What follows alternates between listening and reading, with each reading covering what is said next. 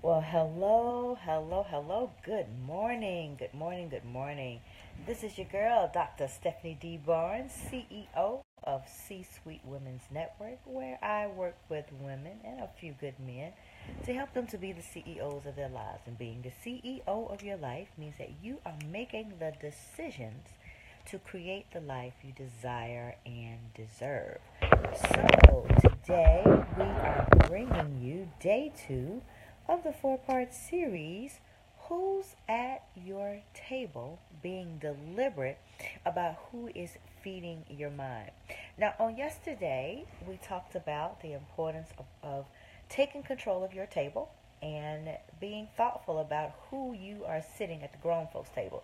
And for those of you who don't know, or hadn't put this in context, when you have the big families, at some point, you have the grown folks table, which is where all the great conversation happens, all the good libations are, and where all of the fun happens. And then, you have the kids table where you have all of the children, and they're doing their own thing. Sometimes they got their own little menu because they can't handle all the food that's on the grown folks table. They may have the chicken fingers and the french fries, where at the grown folks table they got the turkey, the mashed potatoes, the mac and cheese, green bean casserole, the sweet potato pie. They got all the good stuff on the grown folks table. Well, today, I want you to really think about, your circle of influence, right? And where your good stuff is, that is your grown folks table. That is where your vision is. That is where, you are making decisions to create great things in your life. And that's where you put your best. And the thing is, sometimes we're setting out the best for the folks who don't even deserve to be at the table.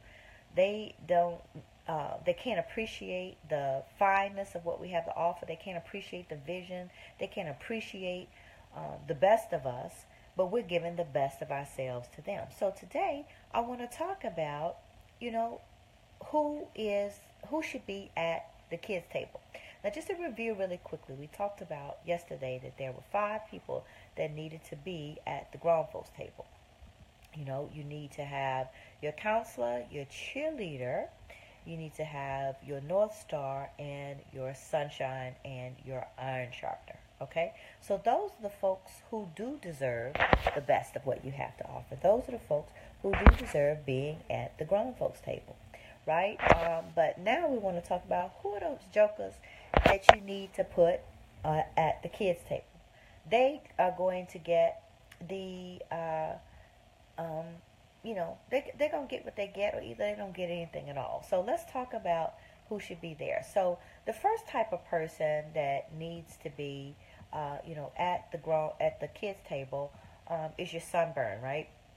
Now these are the folks. The sunburns are those who don't mean you any harm. They may not necessarily be trying to harm you, but their lifestyle, their everything about them is harmful. They seem to be fabulous. They seem to be all that in a bag of chips. Of what they are is like really thinly disguised self-destruction. So these are the folks that are burning quickly, and they're gonna burn you with them. And using the Thanksgiving technology. By the way, y'all, this is a continuation of business and bonnets. Bonnets and business. So this is the bonnets and business version of the word from SDB. Just so you know, that's why I got my bonnet on. I'm chilling out this week. It's Thanksgiving week. I'm resting a little bit, but I'm still taking care of business because CEOs take care of business anyway. So just getting back, because I want to explain the bonnet for those of you getting on like, why that girl ain't combed her hair? It's intentional. But anyway, so the sunburns are those who are, self-destructive. And like using the Thanksgiving analogy, these are the folks who bring the hard liquor to the table. They're getting towing up three sheets to the wind. They having a good time, and meanwhile, they getting you in trouble. They getting are making all the jokes at the table, and your mama getting mad. And every time you laugh at the joke, she kicks you under the table, and she ain't saying nothing to them. This is like the drunk uncle, right? Who comes to Thanksgiving. He having a good time, three sheets to the wind. But you getting in trouble for laughing at the stuff he's saying at the table. So that's your sunburn. Then the second type of person that you want to move to the kids table, this is the hater. All right, this is the person who's unhappy and wants you to be unhappy too. They just stink, got a stank attitude, stank face, and they bring the stank potato salad and mad because won't nobody eat the stank potato salad. And instead of just recognizing that their potato salad is nasty, now they want to hate on your sweet potato pie. They want to try to make you feel bad about the fact that the dish you brought is what everybody loves and can't get enough of, and trying to take stuff home. Meanwhile, they stinky, nasty potato salad rather is sitting over there untouched. Okay, so you got to be really careful about the haters at your table. When you have people who are seated at your table and they can't have anything nice to say, and they're always complaining about what you're doing, and anytime you bring out something that you're really proud of, they're the first person to find something ugly to say about it. You need to get them up from your table, because they're going to make you feel bad about what is your best. And those types of folks, just don't even deserve a seat at the table. And this is something you have to be really, really mindful of. Just like with the sunburned person, you may think, oh, that's so much fun. Oh my gosh, this is so good. But what you don't realize is that behind all the jokes and the good libations, the hard, strong libations, and all the stuff they cut up at the table, is this self-destructive lifestyle. And then you get caught up in it, and then before you know it, you're looking around like, what's going on with me? Same thing with a hater. There are some people in our lives that are such constant and persistent haters that you don't even fully realize the hate that's streaming on you. This is the person who's constantly negative. They are all, because yesterday I talked about the iron sharpness, right? And the iron sharpener is critical of you for the purpose of loving you. And they're always going to give you feedback with good intentions, and they're going to find something good about you. So the difference between a hater and an iron sharpener is this. The hater is going to just say, your sweet potato stink. It's nasty. Don't nobody like it. I don't understand why you make it. Well, how can I make it better? You just don't need to do that no more. They don't have any suggestions, right? And it doesn't matter whether it's the sweet potato pie or the green bean casserole or the turkey. Whatever you bring, they got something nasty to say about it. The iron sharpener is going to say, baby, I can tell you put so much effort into even their whole tone, y'all. Even their whole tone is going to be different than the hater. They're going to say, I know you may put a lot of effort into that sweet potato pie, but you know what? Next time you might need to cook it a little bit longer. It was a little undone in the center, but boy, around the outsides that was really good.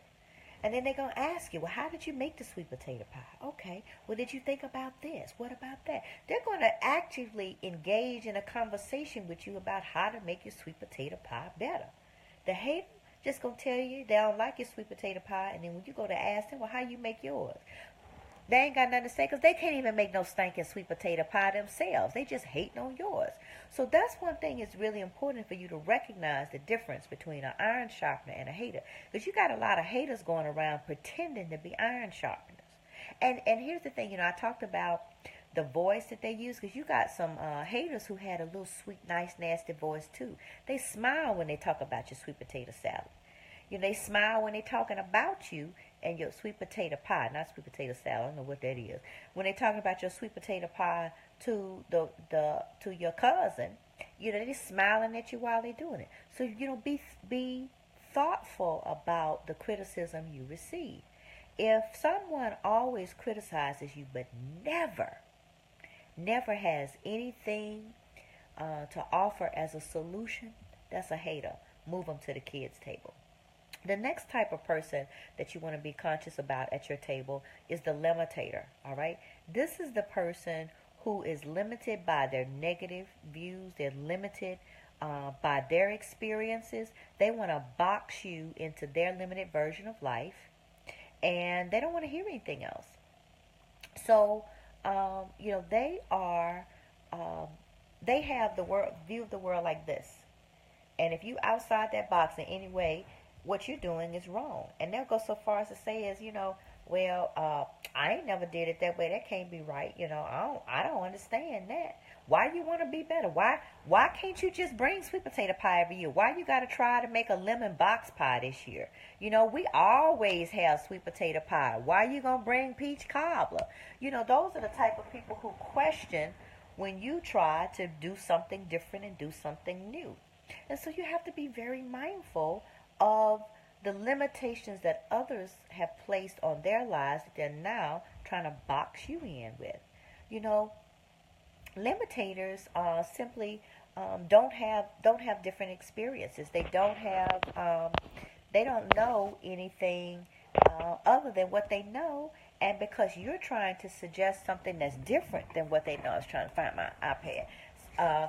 Because you don't know, because you are trying to upset their apple cart by suggesting, oh my God, let's try something new. No, I'm not wearing a chef hat. This is my bonnet. Bonnets and business. It's a bonnet, my hair's up on the head. It's not a chef, but I am cooking up some good knowledge. Thank you very much. but anyway, now see, you trying to box me in, Rob, trying to call me out. Just because you are unaware of the arts of the bonnets, you want to try to call me out. But anyway, but limitators, what they do is they only see the world from their perspective. And I'm mess with my friend Rob. I know this is not what he's doing, but like Rob is only familiar with a hat that looked like a chef hat, right? So when he sees my bonnet, he's like, what is that? A chef's hat. Well, what did he do? He asked questions. So now we're engaging in conversation. Now, so, when people question what you do, you have to, engage him in conversation. Because what if I just got mad at Rob and like, why you talking about me and then don't explain? Well, this is a bonnet. So now Rob has expanded his view of hair wear, and he knows that there's something other than a chef's hat, right? So you do have to be mindful about who it is that you are inviting to your table, right? And you have to be willing to answer questions. You have to be willing to enter into dialogue, because sometimes people have limited views simply because they don't know. All right? And so we have to get out of our feelings and be willing to engage in a conversation, because one of the things that you'll find, hey Nisi, hey Lorenzo, one of the things that you'll find is that, unless you are willing to enter into a conversation, you may be limiting your own views, right? So what if I was wearing a chef's hat but didn't know the difference, right? And so Rob comes on and he tells me, why are you wearing a chef's hat? And no, you're good. You are so good. This is awesome. So see that? See that? I didn't called you out, but you're good. But but what if I really was wearing a chef's hat, right? Rob asked me about it, and I get all stank about it and try to say, no, I'm not wearing a chef's hat. And he's like, yes, you are. It's white. It's this. It's that. And then I don't learn from the experience. So that's something that we have to be willing to do, right? Is we have to be willing to be open to conversation and not allow either side to be limited. So this is really cool. The really cool thing about being responsible for your table, you get to direct the conversation, right? So when you are faced with a hater who is hating on you, because I'm sure that there's somebody watching this video looking stank right now. Why is she on the video with her bonnet on? Don't she know she's supposed to comb her hair? What businesswoman gets on Facebook Live with a bonnet on? All right, great. That's your opinion. But again, it's part of the conversation. It's a series called Bonnets in Business. You don't like me with a bonnet on, turn it off and go to something else. But for somebody, it's going to be like, oh, why does she have her bonnet on? Let me see what's going on. She doesn't usually wear her bonnet. What's the deal? So, it's all about being in control of your table, not in a dictatorial way where you are telling people you can talk about this, but you can't talk about this. But you do have the ability to direct the conversation so that you can engage in great dialogue about whatever it is that's going on. Now, the next type of person that you really want to be careful about at your table is the invalidator, right? The invalidator is just the mean, nasty, hurting person who um, is hurting and hurts everybody else. They are going to cut you down, talk about your sweet potato pie, talk about your turkey, talk about you, your dress, your outfit, everything, because they're hurting and they want to hurt you. This is the mean, nasty aunt that got divorced for the third time, and is mean, lonely, and the only time people invite her over is for Thanksgiving or Christmas, and they only do it because um, they feel sorry for her, and don't want her to be at home by herself. And as soon as she come, everybody like, oh Lord, here come ain't such and such. And she sits there looking mean, stank, nasty the whole time. And instead of taking this opportunity to be around family and enjoy herself, she's sitting there looking all stank. And here's the thing, we have to get over the notion that we have an obligation to help, to be the sole source for helping hurt people get over their hurt. All right, yes, you should be benevolent. Yes, you should reach out to people you know who's hurting. But what you do not have the responsibility for is healing their hurt to your detriment. Because here's the thing about hurt, and I've experienced hurt on lots of different levels, so I don't say this insensitively and I don't say this without some type of knowledge. You know, a hurt person has the responsibility to give up the hurt, right? They have the responsibility to want to be healed. They have the responsibility to decide that, yep, I've been hurt, but I'm going to let that go. And I'm going to decide to live in the now and to be happy. And unless and until they make that decision, you can't fix them no way. You can't fix them anyway. And that's something that we have to get over, is thinking that we have the responsibility to let hurt people hurt us because we want to help them. If they don't want to help themselves, then you leave them jokers outside, because those are the people who shouldn't even get an invitation. Because if you think about Thanksgiving, it is truly a time to be thankful for for the great things that are happening in your life, right? And your life may not be perfect on Thanksgiving, just like it's not perfect on any other day, but it is a day that has come to be a celebration for the things that we're grateful for. And why would you invite somebody in your space that's going to tarnish that celebration? And again, this is not about, well, it is, I was about to say this is not about being selfish. It is about being selfish. It is about being selfish to the extent that you are no longer willing to sacrifice your joy, your happiness, because someone else won't make a decision to embrace that joy and happiness for themselves. And that's what this is all about. Who is feeding your mind? Because if you are constantly being fed by the hurt person, you're going to start looking at your hurt and dwelling on it in a way that doesn't allow you to heal it. So this is,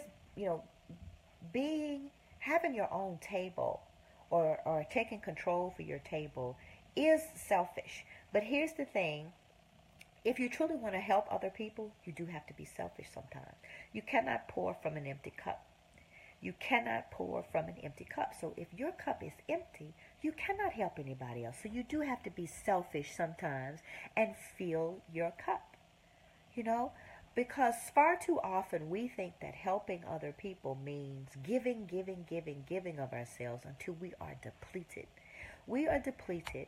They are drinking. They are satiated. Their cup is full and overflowing, and our cup is empty, and we are depleted. So everything that I'm talking about here is not is being making decisions. And again, remember, being the CEO of your life is about making the decisions to create the life you desire and deserve. And so you can't be a CEO at your table and you're giving to everyone else to your detriment, and there's nothing left for you to reproduce. So in order for you to reproduce, in order to pour into others, you got to have something for yourself. And so your table is the one thing that you have for yourself. So you've got to get those haters up from your table. You've got to get those limitators up from your table. You've got to get those invalidators up from your table. And the last group of folks you got to get up from your table are the spectators. These are the folks who are just taking up room. And they're not adding anything to you. They just happy to be there. They're just watching it, just eating your food. These are the folks who come to Thanksgiving dinner. They don't bring nothing. Don't bring no paper cups. Don't bring no drinks. Don't bring no napkins. No nothing. But they got not one, not two, but 3 plates with the aluminum foil paper on them to go. They taking all your food and they didn't bring anything there. Now you may say they didn't have anything to bring. Well, that's usually not the case, okay? They have something to bring, but they choose not to. They just want to come eat your food up. And so that's something that you've got to be aware of. Who are the spectators at your table? They just along for the ride. They riding your coattail. They are getting the shine off your brand, all right? So, and again, this is not about not helping people who can't do for themselves. That's not what I'm talking about. Because more than likely, the person who literally doesn't have anything to bring, and all they can bring is themselves, they're a cheerleader. At least when they get there, they're pouring into people. They usually got the good word. They got the Bible verses. They have the great, nice, beautiful things to say. So yes, they are bringing something to the table. So the spectator is the person who they just there watching. They like that meme Michael Jackson with that popcorn, watching to see what's going on. They there for the drama. They there to see what the limitator, the invalidator, and the hater gonna do at the table. And probably they egging them on. They over there going, yes, say that. They're the person over there egging along all of the foolishness. And so you've got to be in control of your table. And so for those of you with whom any of this is resonating, I want you to put in the feed, I own my table. I own my table. And, owning your table means that not only do you decide who gets a seat, but you have the courage to disinvite someone and say, you know what, I'm going to need you to go and sit over at the other table. I'm gonna need to move you over to the kids' table today because it's obvious that you can't hang with the grown folks today. And that's something that as a CEO we've really got to be deliberate about because our table is sacred. Because remember, your table is your mind. Your circle of influence should be sacred, and you shouldn't have anybody in your circle that is not feeding you something good. They're not feeding you great influences. They're not feeding you encouragement. They're not feeding you in who you are. They're not feeding you to be part of something great. And so that's something that we as CEOs of our lives have to be conscious about. Taking control of our table and be certain that everyone there is bringing something good to the table. Because if they're not, here's the thing, not only are you missing out on something, but the other people are missing out. Because if you think about it, when you invite the nasty aunt that don't nobody want to fool around with, not only are you tarnishing your joy, but now everybody else got to sit there and look at her stank face during the whole Thanksgiving dinner. And what you may need to do is have a private conversation and say, Aunt Betty, now I know you dealing with some things, but I want to invite you to Thanksgiving dinner today, but I'm going to need you to put on your happy face. And if you can't put on your happy face, that's something that, you have to be deliberate about. Recognizing that if you want to be benevolent, benevolence needs to have conditions. And the conditions that it needs to have is that 1, it is wanted, and 2, it will be reciprocated. And what I mean by reciprocated is if you extend love to someone else, then they need to be willing to extend that love back to you. Because first of all, that's how they heal themselves. And if you're going to extend love to somebody and all they're going to extend to you back is hate, leave they nasty, stinking behinds over there hating. You don't have that responsibility. Here is something that I really want you to understand. And I want you to put this in the feed. I am not responsible for anyone's joy but mine. I am not responsible for anyone's joy but mine. And that is a very powerful realization that you must have. Yes, you can try to spread joy to someone else. You can be joyful to others, but at the end of the day, you are not responsible for someone else's joy. They are, and they are alone. The only person that you're responsible for is you. You're responsible for your table. Okay? So I hope that today you make some decisions around who needs to be at your table. And as I shared yesterday, if you want to get the full information, the full guide on who's at your table, building your circle of influence, you can text me at 228-238-7997. Again, that's 228-238-7997, and say, I want the guide. And I will send you, it's a little 2-page. I said it was 1 page, but I forgot it's 2 pages, 1 page double side, which is 2 little quick pages that gives you some really insightful advice on being deliberate about cultivating your circle of influence, because that's something that you and you alone are responsible. So when you text me, say, I want the guide, give me your first name, your last name, and your email address, and I will send you a copy of my guide for creating your being deliberate about creating and cultivating your circle of influence. So with that, I'm gonna go get dressed, take off my bonnet, get my hair together so that I can have a great day. I'm getting ready to get on the road. So I said yesterday that I was going to be in a different location today, but I'm in the same. I'm not going to my dad's until in a few minutes. Getting ready to get on the road and begin my Thanksgiving festivities. So this is the first year that I'm not going to cook. And Thanksgiving has always been my favorite holiday, and it's because I do love to cook. A lot of people don't think I do, but I actually do love to cook. I just don't like the drudgery of cooking every day. But I love picking out a menu and serving and setting the table and all of that. So this is going to be a different Thanksgiving because of my family situation. It's a little different this year, so I'm going to my dad's for Thanksgiving, and I'm going to let him cook, and I'm just going to sit and eat and drink. I'm going to experience actually sitting at someone else's table for Thanksgiving. And I'm trying to develop a positive attitude. I am going to have a positive attitude about it. I'm not going to live in the past and say, oh, I wish I was doing this like I did last year. This is a new year, new time, new experiences. And that's something that we have to be open to, is making the best of situations. So I'm grateful for this Thanksgiving because I'm going to spend it at my dad's house. And as I shared, my 2 brothers are going to be there. And this is the first time that we have experienced a Thanksgiving together. So I'm looking forward to that. And I'm going to celebrate who's there rather than having regret about who's not there.